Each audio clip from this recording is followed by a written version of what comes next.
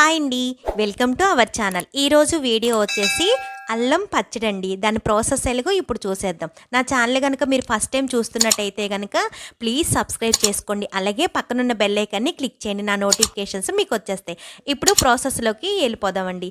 ఒక బౌల్ తీసుకొని అందులోకి ఒక చిన్న కప్పుడు చింతపండు వేసుకోవాలండి. ఏ కప్పుతోనైనా సరే మీరు కొలత అనేది మొత్తం అన్నీ కూడాను ఒక కప్పుతోని కొలత అనేది తీసుకోవచ్చండి.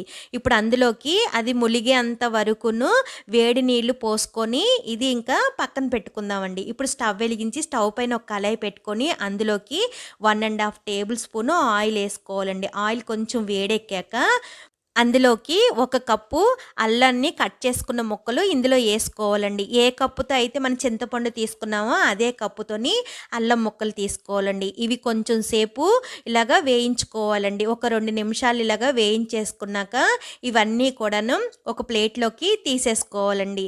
ఇప్పుడు అదే ఆయిల్లోకి 1.5 టేబుల్ స్పూను పచ్చిశనగపప్పు వేసుకోవాలి, 1.5 టేబుల్ స్పూను మినపప్పు వేసుకోవాలి, 1.5 టేబుల్ స్పూను ధనియాలు వేసుకోవాలండి. ఇప్పుడు ఇవన్నీ కూడాను కొంచెం వేగినంత వరకు వేయించుకోవాలండి. ఇవి ఇలాగా వేగిపోయాక ఇందులోకి 20 ఎండుమిరపకాయలు వేసుకోవాలండి. ఇప్పుడు ఇవన్నీ కూడాను వేయించుకోవాలన్నమాట. కొంచెం సేపు వేగినంత వరకును వేయించుకోవాలి. ఇవి ఇలాగా వేగిపోయాక ఇప్పుడు స్టవ్ ఆఫ్ చేసేసుకొని ఇవన్నీ కూడాను చల్లారి పెట్టుకోవాలండి. చల్లారిపోయాక ఇప్పుడు ఇవన్నీని మిక్సీ గిన్నెలోని వేసుకోవాలండి. ఇప్పుడు ఇందులోకి మనం ముందుగానే వేయించుకొని పక్కన పెట్టుకున్నాం కదండి అల్లం ముక్కలు, అవన్నీ కూడాను ఇందులో వేసేసుకోవాలి. ఇప్పుడు ఇందులోకి 5-6 వెల్లుల్లిపాయలు వేసుకోవాలండి. 1 టీ స్పూను జీలకర్ర వేసుకోవాలి. రుచికి సరిపడా ఉప్పు వేసుకోవాలి. ఇప్పుడు ఇవన్నీ కూడాను మిక్సీ పట్టుకోవాలండి.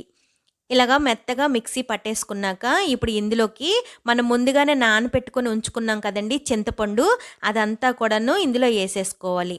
ఇప్పుడు అవసరమైతే కనుక ఈ చింతపండు వాటర్ అనేది వేసుకోవచ్చండి. ఇప్పుడు ఇందులోకి 2 కప్పులు బెల్లం వేసుకోవాలండి. ఏ కప్పుతో అయితే చింతపండు అల్లము కొలత తీసుకున్నామో అదే కప్పుతోని తురుముకున్న బెల్లం 2 కప్పులు వేసుకొని మిక్సీ పట్టుకోవాలండి.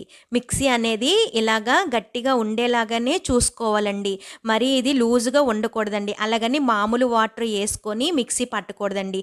మీకు కొంచెం వాటర్ అవసరం అవుతుంది అని అనుకుంటే కనుక వేడి చేసుకున్న వాటరే ఇందులో పోసుకొని మిక్సీ అనేది పట్టుకోవాలండి.